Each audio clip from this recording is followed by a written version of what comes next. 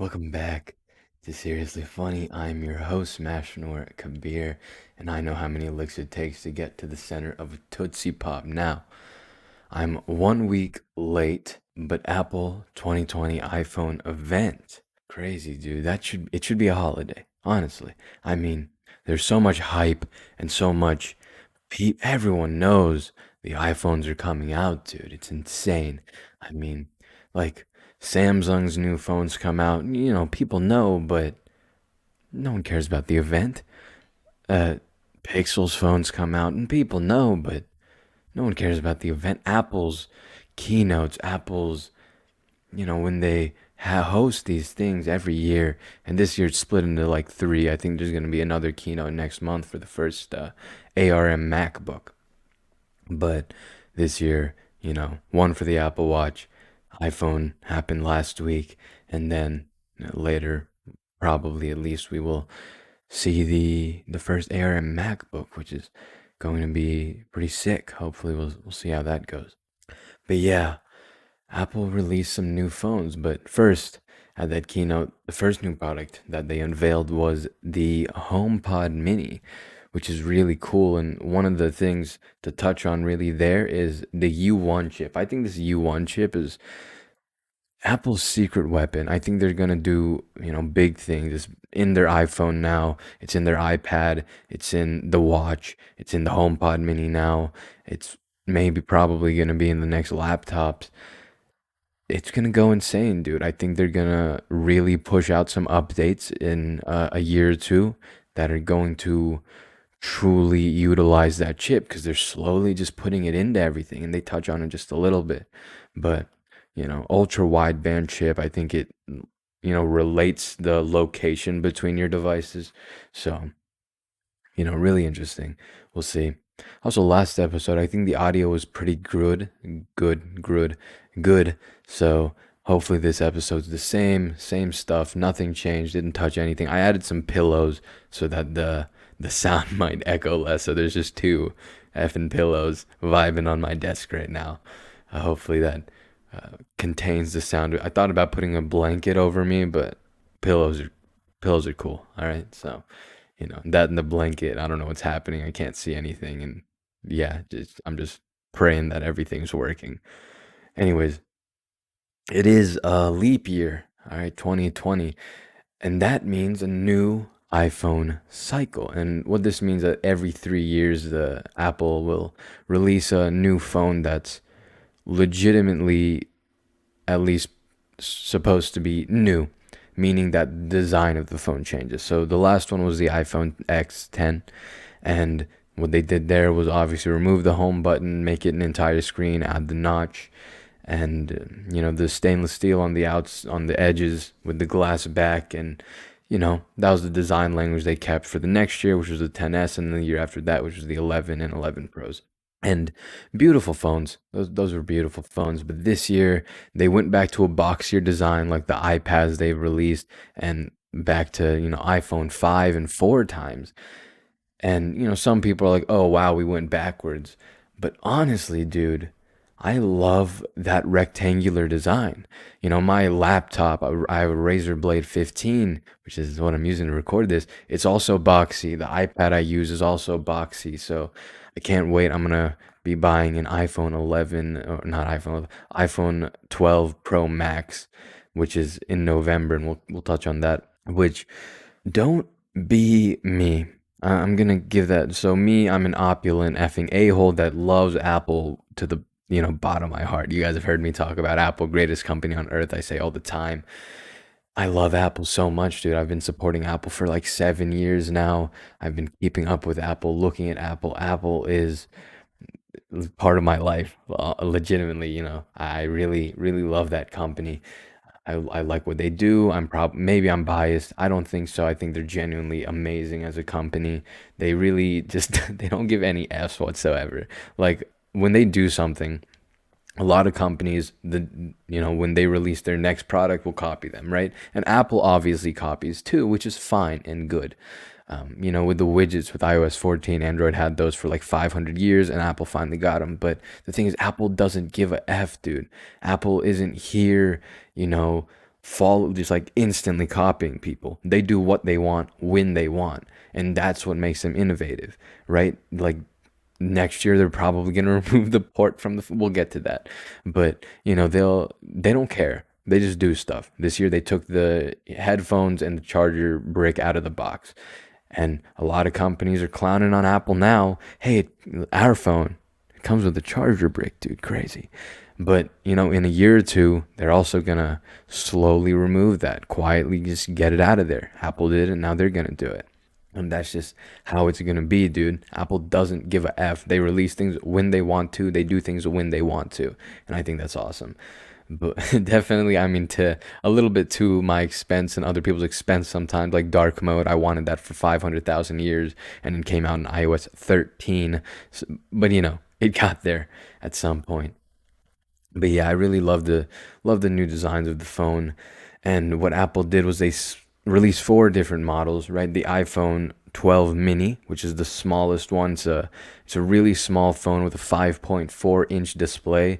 It's smaller than the iPhone SE2, which copies the design of the iPhone 6s, and the screen is bigger on the mini though, and the cameras on the iPhone 12 mini are the same as the cameras on the iPhone 12. So it's a really, really good phone for what's 699 is listed, but that's only if you buy through a carrier. If you're buying an unlocked phone, it's a little bit more. Um, but yeah, it's incredible. Really, really good phone. The smallest and lightest 5G capable phone, I think that they said. So I think people that love smaller phones, which a lot of people do, a lot of people weren't happy with phones just getting bigger and bigger and bigger. They were like, what the frick is this? And so the small phone, I think, is going to sell really, really well. I think that's going to be one of their best sellers. And I think that it's going to be one of their best sellers. But that one comes out November 6th for the pre-order. And then the next phone they unveiled was the iPhone 12. This is like the iPhone 11. It's the normal model, the middle of the end. You know, the average, most people are, you're going to see this one more than any of the other ones. iPhone 11, it's boxy design. It got two really good cameras. All of them get the A14 chip, which also unveiled in their iPad Pro, not iPad Pro, iPad Air last month, which releases on October 23rd for the pre-order. The A14, 11.8 billion chips. I don't want to get too much into specs here because we're not a tech podcast. I'm just a fanatic podcast. I probably could have listed the specs because I watched so many videos and followed the leaks and everything. But yeah, I mean, I watched that event and knew everything. So I watched the event. I didn't really get surprised that much over the event. But yeah, the boxy design and the way the colors this year are truly astounding. Like the blue they released on the iPhone 12 and then the 12 Pros as well. Stunning, dude. Pacific blue, they're calling it. Absolutely beautiful on both models. If I mean, everything I own is black. I've moved to this new place and my desk, basically every single thing on it is black. Like when I walk into my room and look at it, it's black. Like there's no color. Even the wall behind me is dark, dark gray, and it looks really good. I mean, I'm just gonna say that though. Speaking of, might be streaming on Twitch soon. BYT Pixel Hero, go look at that. Study with me, and probably just a very small bit of like Genshin Impact, which is like a RPG game. But yeah. Anyways, to continue with Apple. Uh, so yeah, those were the two phones first, and then the Pro model, which is the iPhone 12 Pro and the iPhone 12 Pro Max. The iPhone 12 Pro and Pro Max are really based for their cameras. And so the cameras obviously got really improved. They added a LiDAR sensor on the back of those. And this year, what they did, which was strange to some people, was that the iPhone 12 Pro Max actually has better cameras and a few better specs than the iPhone 12 Pro. And Apple hasn't done this before, where they made the bigger version legitimately better, like added extra stuff into it. But the cameras are much improved. Like there's actually a difference between the 12 Pro and the 12 Pro Max, rather than just screen size and some battery size. which is an interesting move. But I think with like Samsung Galaxy S Ultra and how they did that, I think Apple was like, all right, bigger phone, more space. Why not throw more into it, do more with it? So those people that are buying the biggest thing get the most stuff, which will be me because again, big Apple fan. And now we can touch on this. Yeah, so I'm a huge Apple fan, and I have an iPhone 6s Plus right now. So I'm, how many years is that? 6s Plus, seven. Was there a 7S? No. 7, 8, 10, 10S, 11. So that's like 5 or 6 years. So 5 or 6 years, like that's how old my phone is. The battery's effing dying. I have 16 gigabytes and I'm running out. There's a chance I waited another year, but I don't think I can. Like, I don't think my phone is gonna get me through another year. So I think, yeah, copying this year and we'll see. But anyways, that's the looks of the phone, and some camera updates, the processor update, faster, looks nicer, looks different now, and camera updates. This is normal. We see this every year. But then what else actually like legitimately changed? 5G, 5G, and 5G. Oh wait, before we get to that, it's Apple split up the release. So the iPhone 12 mini and the iPhone 12 Pro Max come out on November 6th, and then the pre-orders for the iPhone 12 and the iPhone 12 Pro came out on last Friday, actually. So they split it up for like half a month, which was really interesting. A little annoying because I'm trying to buy the Pro Max, and that means I have to wait a long time. But I think it keeps a certain amount of hype, right? So event happens, huge hype. Again, everyone knows about Apple's event, and a lot of people tune in. A lot of people watch the recaps because Apple presents everything so well. It's so beautiful the way they do the entire keynote. And the last keynote wasn't as great in my opinion as the iOS 14 unveil keynote was. Like the footage and the pre-recording stuff that they had to do because of the Rona. And this one though, wow, dude, they did amazing. This keynote was shot beautifully and truly, truly amazing. I really loved it. Really good. And for everyone that didn't watch it, if you watch a recap, really good. But yeah, so anyways, the event, and then that hype is still there because the phones are going to come in pre-order in a few days, and then the pre-order starts and the hype goes up again, and then people will start receiving the phones and the hype goes up again because you see the YouTube videos and everything, and then so the hype will start going down. However, in November, the next pre-orders come out, and then hype goes up again, and then people start receiving the phones, and then YouTubers start reviewing the phones, and the hype goes up again. And so by December, by the Black Friday months, by the gifting months, people keep that iPhone and Apple on their minds, and the marketing is, although annoying, it does keep it in your mind. And I keep thinking about like November 6th, November 6th, November 6th, because like I have to get up. I wake up at 5 in the morning, and the pre-orders in my Eastern time is going to be 8 in the morning, but I have to refresh that page to make sure like I don't have to wait 4 months for my phone. I want to pre-order it early so I get it as early as possible. uh but yeah, I don't know, really, really, really good marketing. So that's take a note, all you business people. Take a note for that marketing. Anyways, how much actually changed? So 5G, 5G, and 5G in America. Apple talked a lot about 5G in their phones this year, and that's probably like the biggest thing that they were marketing this year. Verizon, they brought the Verizon CEO up, and they talked about 5G a lot. And so, if you don't know what 5G is, the fifth generation, that's what 5G stands for, of cellular data technology. So basically, you have 4G LTE now, and it's just a faster version of that. Actually, a cracked version of that. Like, it's a lot faster. But there's a difference. There's like millimeter wave, and then there's like medium wave. I don't know how that's called. The millimeter wave is like crazy fast speeds, like absolutely insane speeds. And then the other 5G versions are a little slower, still a lot faster, but slower than the millimeter waves. And a lot of people are saying you don't need that right now because a lot of the cellular companies, they're rolling out really slowly. It's really hard. Millimeter waves have so many problems with them, and they need to be more towers and this and that. It's complicated. But so you're not going to get the fastest thing yet because companies are still rolling it out, and it's really hard. And so a lot of people say like this, they're marketing this thing, but it's not even like a real thing yet. And the thing that I think a lot of people do understand this, but people that just want to hate and say XYZ about Apple, they're haters, effing losers, dude. I can't hate on the best company. Freaking Android users, probably, maybe Pixel users, even worse.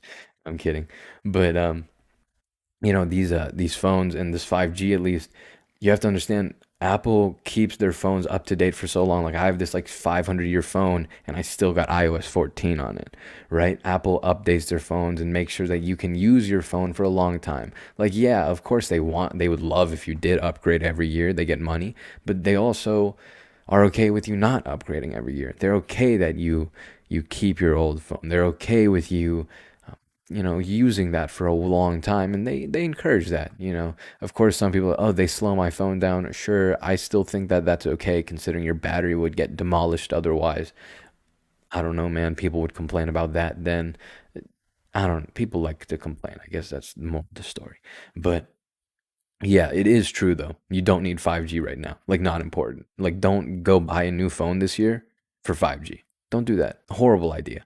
But again, future proofing. Like people that buy an iPhone, very few of those people are like, I'm gonna buy a new one next year again too.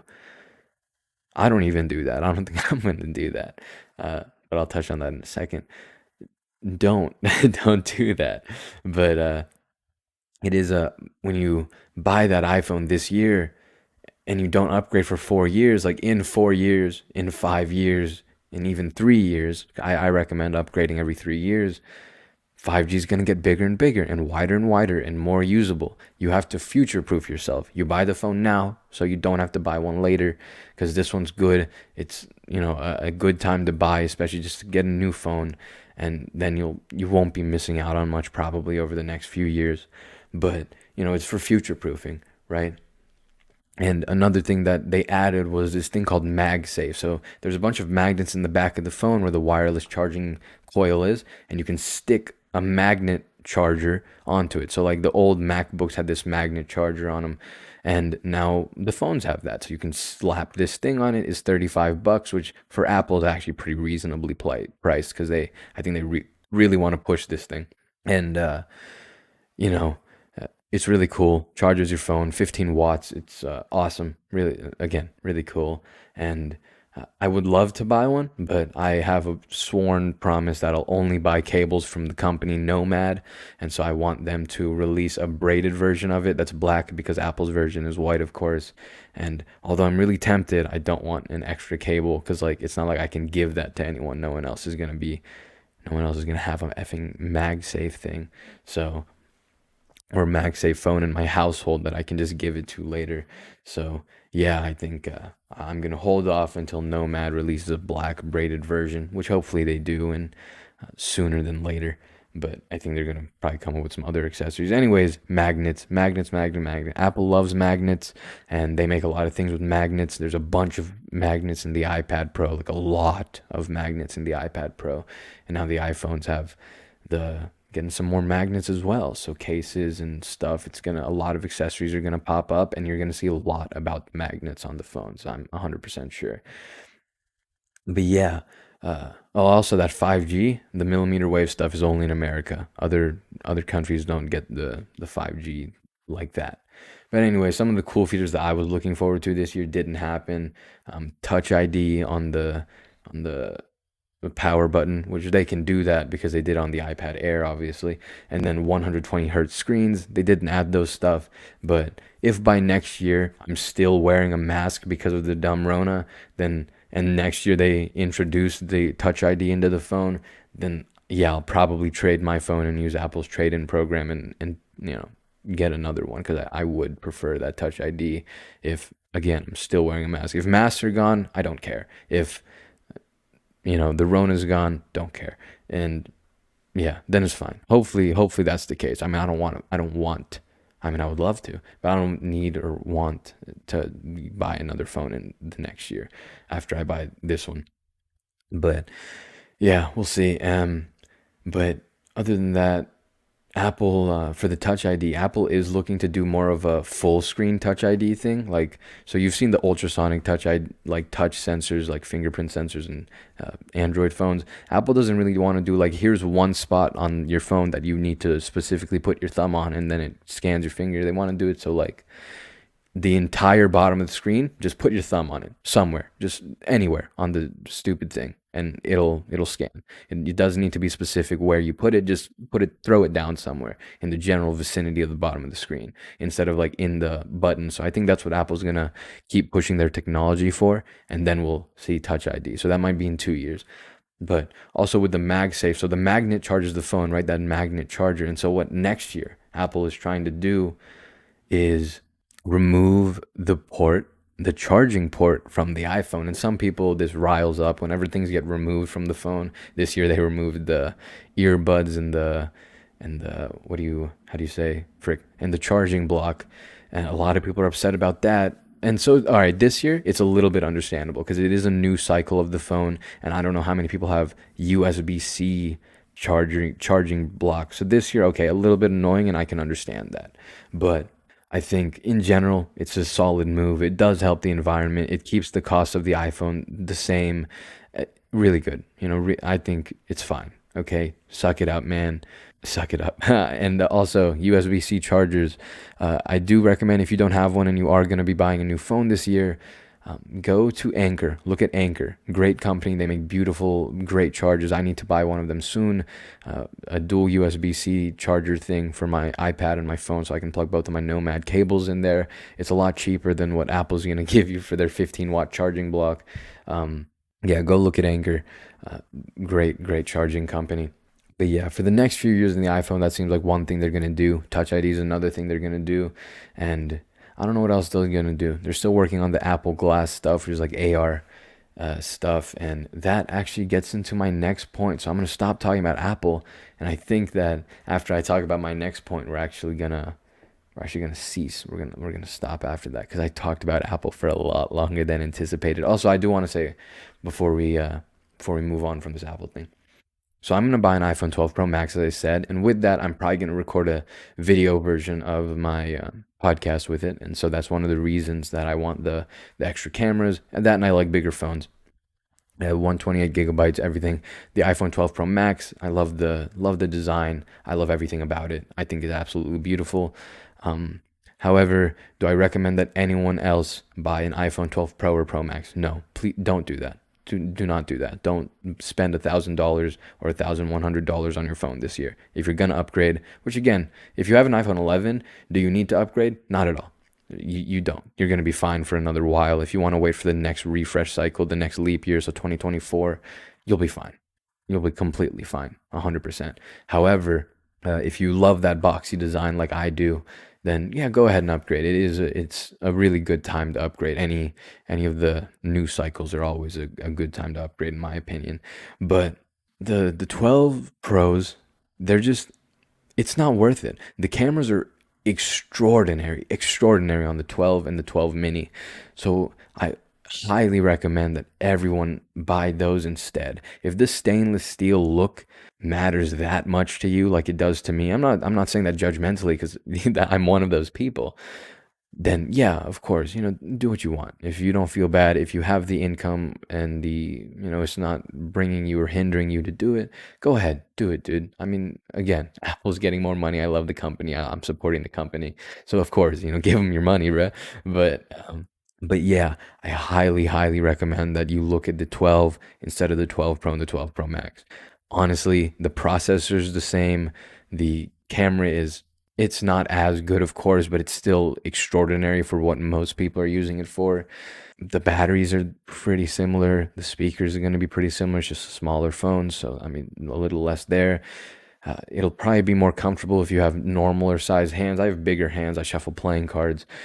And so, if you're buying a new phone this year, I highly discourage buying an iPhone 12 Pro. You're just spending 700, 400 more dollars for, not 700, 300, 400 more dollars for, or 200, 300 more dollars, or depends on if you're looking at a mini or a 12.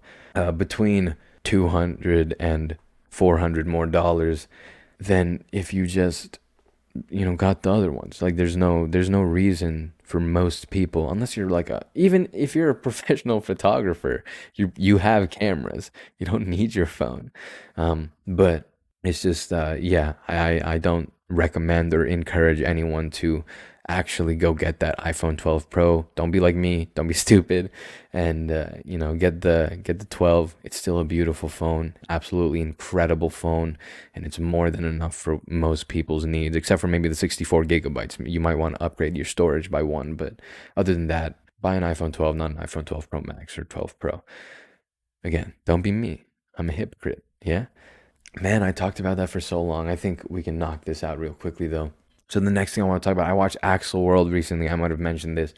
Really awesome anime, loved it. And one thing that story highly is dependent upon is AR, augmented reality, and it got me thinking about that argument, of not argument of VR and AR, but just like the hypotheticals of VR. You hear about VR getting bigger and bigger, and at one point, are humans just gonna be a bunch of skin sacks laying on their effing couch, and they're gonna be detached from reality, and they're not gonna know what's real and what's not real because they got fully immersed into VR, and at what point is that going to happen, right?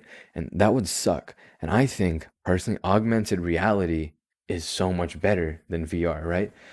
If we use augmented reality, we're just adding an interface to reality. it's I think it's so much of a better idea, and so we don't get detached from reality, and it'll give, like I said, reality an interface. I repeat myself, sorry. But you have menus on your screen, you have a timer on your, just vibe in there, and I guess no one else could see it, but people, you'd be swiping through, things in front of you. You wouldn't even have to look down. That's what I guess driving would still be at that point, augmented reality at that point. Self-driving cars are being completely actualized. But, augmented reality, I think, beats VR so much. And so, you know, I think augmented reality is going to go crazy. And one of the biggest examples and one of the biggest arguments for VR, or at least one I can think of, is being able to call someone and being able to speak to someone and be in the like same room as them. So if you're talking to one of your relatives who lives in Australia and you're vibing over here in the States, then you guys can be in the same room with VR. But I think with augmented reality, what we can do is you can just bring them onto your couch and they can bring you onto their couch, right? And I think AR is giving the benefits of VR without the possibly catastrophic consequences of VR. And I'm sure there's consequences to AR 100%. But man, dude, I think AR is just 80,000 times more cracked than VR. And I think AR should be the future. And I think VR should be a stepping stone to that. I think when we could add interfaces to reality, and, one day these companies are going to replace your phone with those AR glasses, when we can bring the apps just in front of you, when we can bring the apps not on this little rectangular device, which again, beautiful. Like I truly think that iPhone 12 Pro Max that I'm gonna be copying, bro. By the way, that Pacific blue color was so tempting. If everything I owned wasn't black, I would have bought a Pacific blue iPhone, bro. Oh my God, truly beautiful. But the black graphite is still gonna look absolutely hot. So anyways, sorry. So much iPhone stuff. I'm really enamored with that company. But yeah, when you can bring apps and do your Snapchats, and I don't know how pictures are gonna work. I guess that would be a problem. But when that happens, uh, oh man, bro, it's gonna go dummy. Absolutely dummy. Uh, crap. AR is crazy. I don't know if I'd ever get into that. I do like the phone stuff. I don't know, man. I guess watching Axel World got me really interested in it, so we'll see. Overall, though, AR is greater than VR. Like, that's the biggest point. Now, since I made it so long after, I didn't think I'd talk about Apple for that long, honestly, but I did. And I did it pretty eloquently, so that's a little scary about how much I care. Um, I was going to talk about batteries some more. Like I said, lithium ion oh, I didn't say that actually, but yeah, the only downside about, like, the only real downside is that Apple's still using lithium ion batteries. So is everyone else. Lithium ion batteries suck balls. One of my favorite rants, but I think I'm gonna have to save that for another day. I talk about graphene and solid state batteries in the future. But yeah, I think I talked a long time about those two things, so we're probably gonna cut it here. I did write another story for my blog that'll be going up, that went up earlier this week, so hopefully I'll be narrating that in a week or two, in an episode or two. So stay tuned for that one. I think it's a really good story. and I think it's really ambiguous in what morals you can pull out of it, what you can learn and get out of it. So hopefully we'll be hearing that soon. Other than that, I think that will be all for this episode. There goes 30 minutes of a bunch of Apple ranting and talking. Love Apple, dude. Love Apple. I highly recommend you guys do buy an iPhone 12 or 12 mini this year, and then you'll be set for another 3 years. Touch ID, not having that kind of sucks, but other than that, shouldn't be a problem. 120 hertz is cool, but honestly doesn't change anything. That's where we'll end it. Thank you for listening to Seriously Funny, hosted by me, Mashnor Kabir. And, please like, share, and support this podcast. Support, and you don't need to support. Listening to this is support enough. So if you got this far, you've supported me enough. I don't need donations or anything, which you can do. There is a site for this podcast where you can donate. But anyways, thank you for listening. And most importantly, I do hope that you continue to listen by pressing the subscribe or follow button, whatever you have on the platform you are listening on, and sharing and rating this podcast. Please do those things for me to spread the word. And maybe this episode was a little bit less interesting to people that aren't tech nerds out there, but not even tech nerds. I didn't even talk about the specs of the phone, but thank you for listening. Before I keep rambling on, I love you. I will see you next week where we talk about no idea. We'll figure out next week, huh? See ya. Thank you once more.